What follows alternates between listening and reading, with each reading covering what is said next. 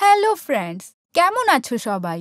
আমাদের গল্প শোনার জন্য আমাদের চ্যানেলটি এক্ষুনি সাবস্ক্রাইব করো। আর হ্যাঁ, পাশে থাকা বেল আইকনটি ক্লিক করতে ভুলো না যেন। তখন রাত প্রায় 9:30, কিন্তু রোহিণী যে রাস্তা দিয়ে যাচ্ছিল সেই রাস্তাটা পুরো ফাঁকা ছিল। শুধু মাঝে মাঝে কুকুরের ডাক শোনা যাচ্ছিল। ও কখনো মোবাইলে ম্যাপ দেখছিল, আর কখনো হাতে রাখা ভিজিটিং কার্ডটি। ওহ, কোথায় এই অ্যাড্রেসটা? খুঁজেই পাচ্ছি না। আমি আধ ঘন্টা ধরে পাগলের মতো খুঁজেই যাচ্ছি, আর আশেপাশে কোনো লোকও দেখতে পাচ্ছি না যাকে জিজ্ঞেস করব। রোহিণীর চোখে মুখে একটা চিন্তার ছাপ দেখা যাচ্ছিল। তখনই ওর ফোনটা বেজে উঠলে ও ফোনটি হাতে নিয়ে দেখে যে কলটি একটি আননোন নাম্বার থেকে এসেছে। ও ফোনটি রিসিভ করলে একজন লোক বলে উঠল, হ্যালো রোহিণী। কে? আরে আমি চাঁদ কুমার। ও সরি স্যার, আপনার এই নাম্বারটা আমার কাছে তো সেভ করা নেই। কিন্তু স্যার, আমি আপনার ওই নাম্বারটায় অনেকবার ফোন করেছি, কিন্তু সুইচ অফ বলছে। স্যার, আমি তো এই এরিয়ায় নতুন, তাই আপনার দেওয়া অ্যাড্রেসটায় আমি পৌঁছাতে পারছি না। ঠিক আছে, তুমি তোমার লোকেশনটা পাঠিয়ে দাও, আমি এক্ষুনি তোমায় নিয়ে আসছি। এরপর রোহিণী ওকে নিজের লোকেশনটি বলে। চাঁদ কুমার রোহিণীকে নিয়ে নিজের বাড়িতে পৌঁছায়। কিন্তু ওই বাড়িতে গিয়ে রোহিণীর খুব অদ্ভুত লাগে। ও ভাবল যে এত বড় একটা ডাইরেক্টর এখানে থাকে। স্যার, এই জায়গাটা একটু অদ্ভুত ধরনের নয়?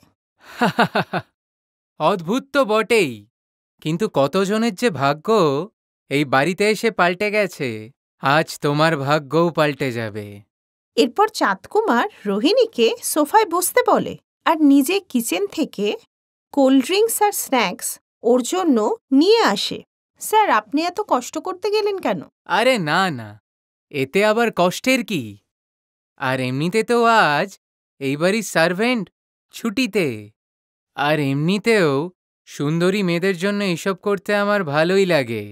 আর এই বলে চাঁদ কুমার রোহিণীর দিকে অদ্ভুত দৃষ্টিতে দেখতে দেখতে রোহিণীর হাতে ড্রিঙ্ক তুলে দিলে সে বলে, স্যার, আপনার ফিল্মের কাজটা কবে থেকে শুরু হবে? মানে, আপনি যে প্রজেক্টের কথাটা বলেছিলেন, আর স্যার আমার অডিশনটা? তুমি বড্ড প্রশ্ন করো, আমার আবার ঠিক বেশি প্রশ্ন করা লোক পছন্দ না। Sorry sir.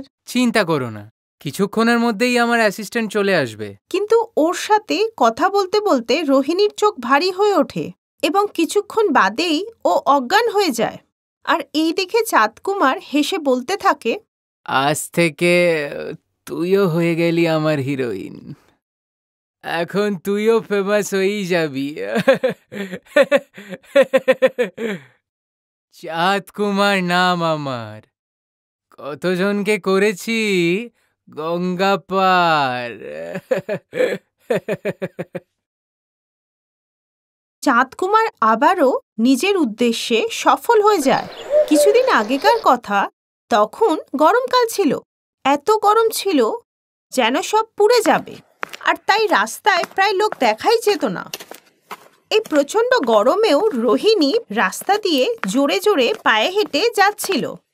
আর হাঁটতে হাঁটতে সে বারে বারে নিজের ঘড়ির দিকে তাকাচ্ছিল আর মনে মনে বলছিল, ওফ, আমি তো অনেক লেট হয়ে গেলাম। 10টায় পৌঁছানোর কথা, এখন 12:30 বাজে। অডিশন না শেষ হয়ে যায়। রোহিণী ভূপালের মেয়ে।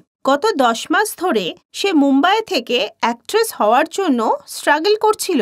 বিভিন্ন স্টুডিওতে অডিশন দিয়ে ও পরিশ্রান্ত হয়ে গেলেও ওর মনোবল ভাঙেনি। তাই তো বহু রিজেকশনের পরেও ওর এটা বিশ্বাস ছিল যে মুম্বাই শহরে ওর ভাগ্য একদিন ঠিকই বদলাবে। আর এই ভাবতে ভাবতে সে আরকে স্টুডিও পৌঁছালো, যেখানে অডিশন চলছিল। ও মাই গড, এত ভিড়! আমি তো ভেবেছিলাম আমি লেট হয়ে গেলাম, কিন্তু এই ভিড় দেখে মনে হচ্ছে যে সন্ধ্যের আগে আমার ডাকই আসবে না। যাই হোক, অডিশন তো আমি দেবই।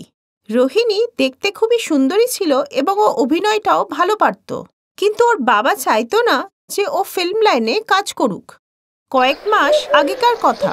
আরে মা, তুই বুঝছিস না কেন? এই সিনেমার লাইন আমাদের জন্য না।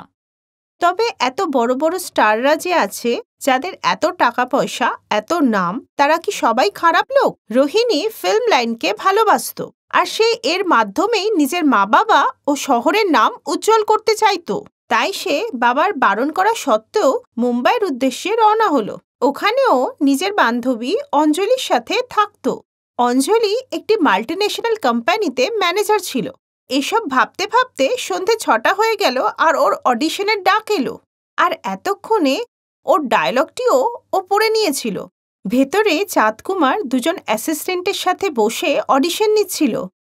রোহিণী, তুমি রেডি তো? হ্যাঁ স্যার। ডায়লগ মনে আছে তো? হ্যাঁ। ঠিক আছে, roll, camera, light, action. Rohini audition দিল। একটু বোল্ড সিন থাকার জন্য রোহিণী ঘাবড়ে গিয়েছিল, কিন্তু ডিরেক্টরের মুখ দেখে ও বুঝেছিল যে উনি খুশি হননি। কি এটা?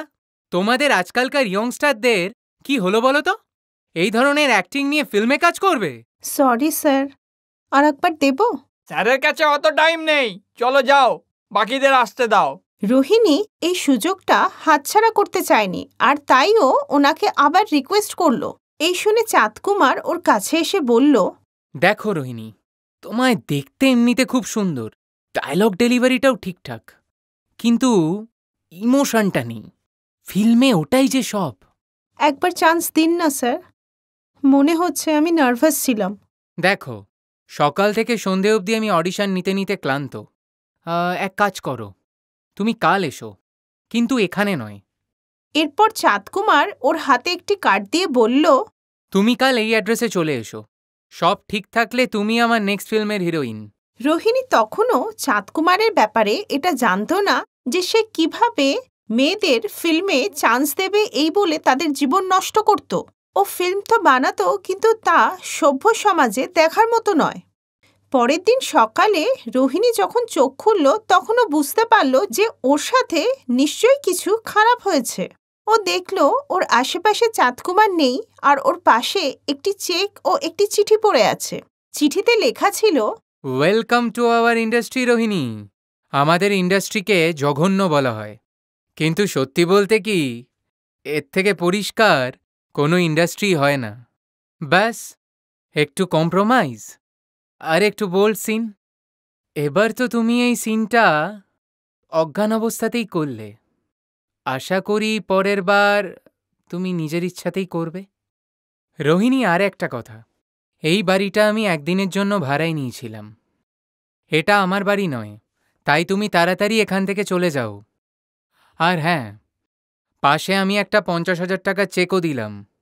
এই হলো তোমার প্রথম উপার্জন, আর এখন এরকম অনেক চেক তোমার পাওয়া বাকি।